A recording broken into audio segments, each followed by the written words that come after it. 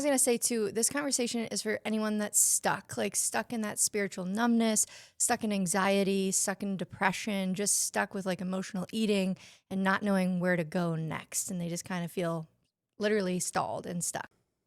I think the number one reason that we get stuck is that we may not understand what our brains are for, really. A big part of what your brain does is try to automate things so you don't have to think about them so much. Just separate, if you can separate, at least conceptually, the difference between your mind and your brain, then you understand that you can think about stuff and your brain can be doing other stuff at the same time.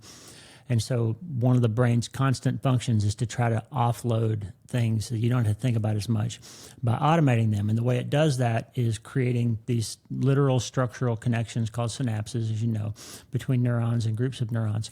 And if we're unaware of that process is called neuroplasticity, by the way, where neurons are constantly disconnecting and reconnecting in different ways.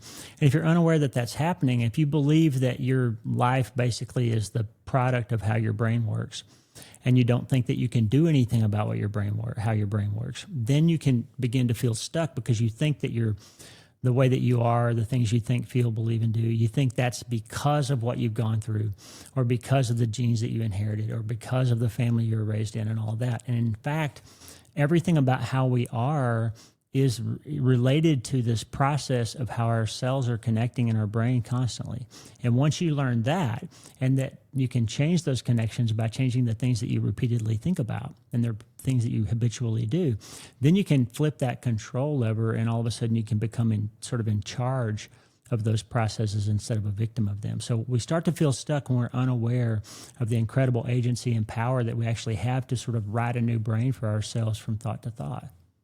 Oh my gosh, that's so powerful.